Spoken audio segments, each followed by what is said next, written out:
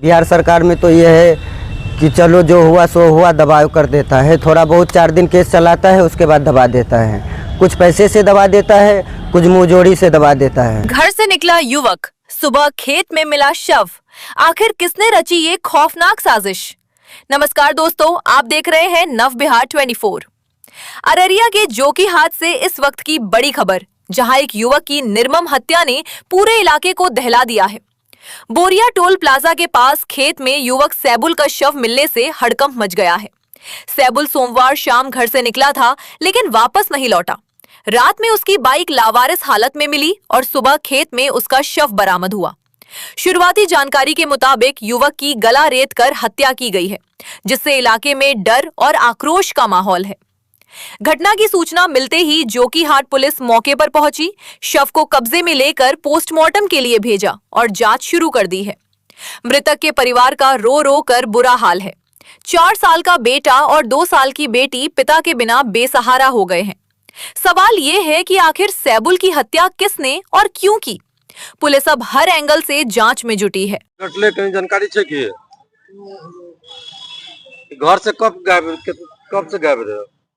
साल बजे राति में फोन कर लीजिए, हमें फलना चाहिए 6 साल बजे राति फोन किया, 8 बजे 9 बजे मोबाइल ऑफ हो 8 बजे के बाद मोबाइल ऑफ हो गया। तो आप लोग को जानकारी कब मिला इसके विषय में? वो जानकारी मिला जब 10-11 मतलब फोन किया, फोन ने जब मिला विरोध किया कि हम लोग छाप में ढूंढ गए। बाद में नहीं मिला। आवेदन दे दिए थाना में? आवेदन दे दिया है। किसी को नामजद भी बना है? हाँ? किसी को नाम भी दिए किसी का हत्या करने का? किया कि हम नहीं, आवेदन में नाम भी दिए किसी का? हम देखें उसको क्या करा।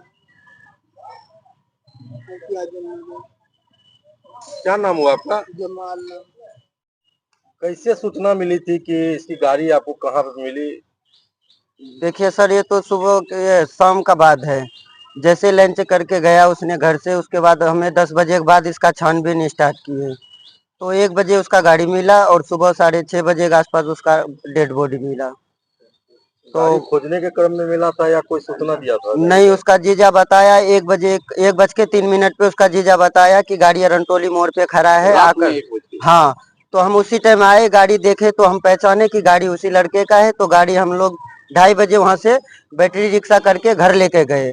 तो छानबीन भी किए, जहां गाड़ी थे उसके आसपास में हम लोग कल लमसम 1.5-2 किलोमीटर दूर तक छानबीन किए चारों तरफ। नहीं मिला तो 2:30 बजे वो गाड़ी उठा के घर लेके गए। गाड़ी घर में रख करके हम लोग फिर ढूंढने निकले। चारों तरफ ढूंढते ढूंढते सुबह हो गया, साफ सुथरा दिन हो गया। तो हम जैसे ही काकन चौक पे खड़े थे तो 2-3 आदमी आकर के बोला कि एक लाश वहां पे पड़ा था। तो पहला लाश के पास हम ही लोग गए थे रिश्तेदार में, तो वहां पे कोई नहीं था। उसके बाद हम लोग, हमारा एक उसका भतीज, छोटा भाई, इसका ये 2 भाई था, उसका लड़का का छोटा भाई था, चाचा का लड़का। उससे हमने कहा कि फोन करो तौसीफ, तुम सबको वहां पे आने के लिए बोलो और फोटो लेकर के भेज दो, पहचानेगा, हो सकता है हम लोग से भी मिस्टेक। तो जैसे पहचाना, उसका मम्मी पापा घर वाले सब आया और हमारे साथ में उसका मम्मी भी था। उसका मम्मी गिरते पड़ते गया, जैसे ही लाश देखा वो तो पहचान गया, अपने बच्चा को पहचानता ही है। वो वहां पे लौटने लगा, बेहोश हो गया।